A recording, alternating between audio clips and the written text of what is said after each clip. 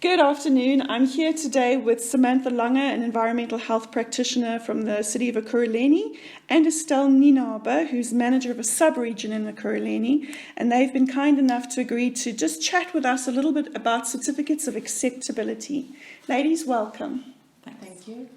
So my first question is, and it's one that we get asked a lot, who needs a certificate of acceptability? Is it a delivery vehicle from a fleet company who's delivering food, distribution centres, food truck caterers, people cooking for events? What about people who serve, food at a food market on the weekend? I know we often think it's just the big food companies, but there's a whole load of people making food in our cities. Does everybody need a COA? Yes.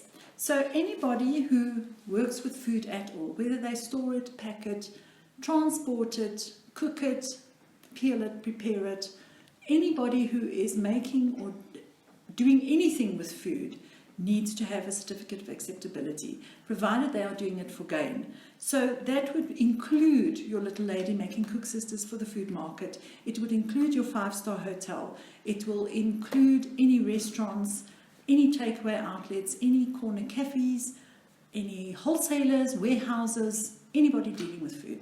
Even street vendors? Even your street vendors. Wow. So any exceptions?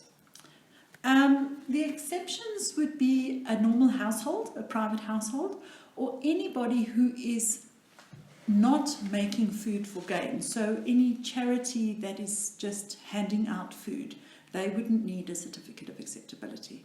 Okay, wonderful. Maybe I can just add on that. If you have a charity, they must have proof of where they got the food, according to the new regulation. So you don't need a certificate of acceptability, but the food that you give away, you must know where that comes from and you must have a record of it.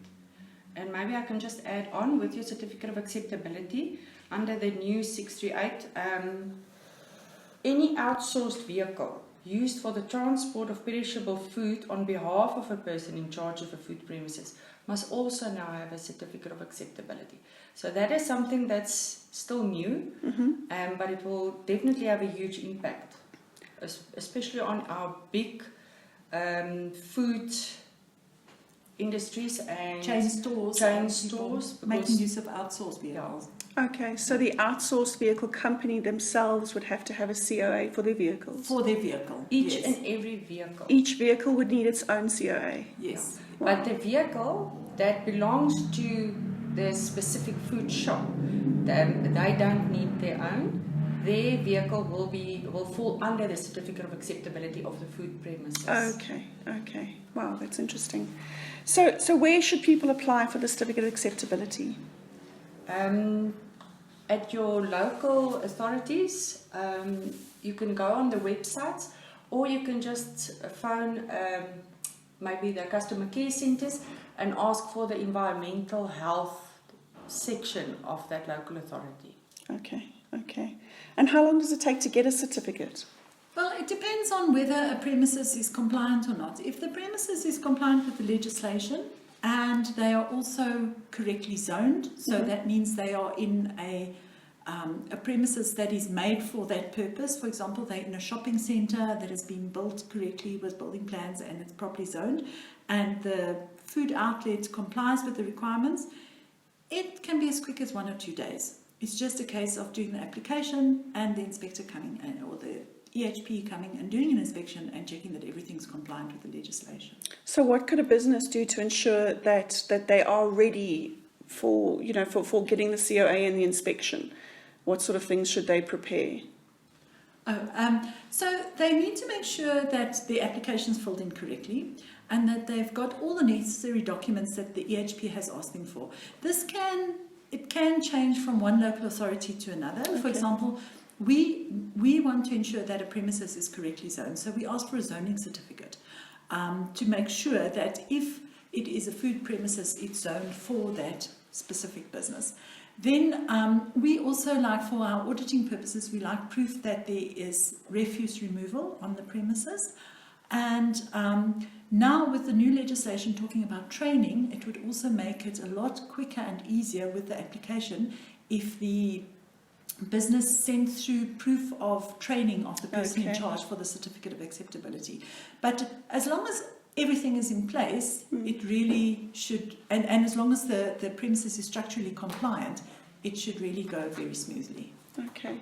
Estelle, you were saying to me earlier that the EHPs are there to help and that businesses can actually lean on their EHPs. Tell me a little bit more about that. Yes, they can definitely, if they find the area EHP, the area EHP can come out to the premises and advise them on what is needed on the premises. Maybe even with the building plans, Okay. before they build the food premises. Okay. The EHPs are there to assist them and advise them on maybe certain areas or on food industries. They can look at the dirty areas and the clean areas and the waste areas and advise them on maybe some changes that they can make, Okay. especially when they're still in the building phase. Yes. Obviously, with the older buildings, they can maybe advise them on how to comply if there's a structural problem. But to me, I think if they can have a good relationship with that Yes. area EHP, that person is there to assist them. There is no charge for them to come out. Yeah. So, and it's that person will help them. Obviously, after they have the certificate of acceptability in place, there's other issues that can come up, and that area EHP will then help them with those issues. For instance, training or maybe complaints or anything Okay. relevant to the food premises. So it's well worth having a good relationship with your local EHP. Yeah, definitely. Okay. So here's a question we get asked a lot. What is the cost of a COA? Okay, there's absolutely no cost involved. There is no way that you can be charged for applying for a COA. So it's completely free of charge, and your EHP is there to help you and advise you and come out and issue the COA. You don't pay them ever at all. Okay. You don't pay anybody, you just make your application. So that's great news. There's actually no cost involved. So tell us about the Liquor Act and the COA. Okay. The Liquor Act, it was proclaimed about a few years ago, but the changes that came in was that any liquor that is consumed must be on a premises where there's also a small meal available. Okay. And obviously with that, the premises needs a certificate of acceptability. So the liquor board approached us, and we had some workshops, and basically the community were advised on that requirement. Okay. So before you can get a liquor license, they required that they must have a certificate of acceptability. Okay. So even liquor premises need to actually apply for a COA before they can even get their, get their liquor license. Yes. Wow, that's something I didn't know. I think my last question today is R638 tells us about accredited training needed for the person in charge. Can you share a little bit with us about who the person in charge should be, and what does it mean by accredited training? Is that a sort of a standard accredited training, or is there, is that open for interpretation? So, ladies? Okay, maybe I must read to you the definition of a person in charge. In relation to food premises, it means a natural person who is responsible for the food premises or the owner of such premises, as the case may be. So, looking at the definition, it doesn't necessarily say the person must be on the premises the whole time. Okay. That is the person who is responsible. He must ensure that the sub-regulation 10, that's part of the regulation where it says the duties of a person in charge must be adhered to.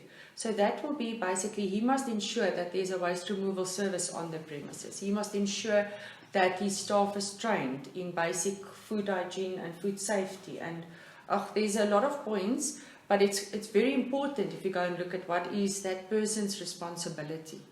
So we do allow, for instance, that in some cases where a regional manager is in charge over 3 or 4 branches of food premises, Okay. that will be the person in charge. That will also be the person's name that will be on the certificate of acceptability. And he will basically take the accountability and responsibility of that food premises. And then as far as him being with accredited training, the legislation is not 100% clear on what exactly is accredited training, but what they're saying is that the person in charge needs to be suitably qualified or otherwise adequately trained in principles and practices of food safety, and that the training is accredited or conducted by an inspector. So when we think of accredited training, we do like to think of it as some sort of a university degree as far as a microbiologist or a food technologist, food quality management, or something that's accredited through a CETA or a SAQA. Okay. But it can also be, we find with our franchises, that they have long-term training programs that have been going for many, many years, and they are trained by suitable trainers. So it's possible that a person in charge may have been trained by the franchise, and the trainer at that franchise may not specifically have a food-related qualification, but they will have a training qualification, and they have been training food sort of subjects for a very long time. So that means they are suitable. And then those same people that have been trained are then able to ensure that their food handlers are also adequately trained. And they need to train them appropriately with training that's applicable for that specific job that that food handler is doing. Okay. So we just need to make sure that all training is just appropriate for the job that the food handler is doing as well. Wow, that's really interesting. Ladies, thank you so much. That's been short and sweet, but lots of valuable information. I hope we get to chat to you again soon, but thank you so much for your time. Thanks. Thank you. Okay. Sorry for that.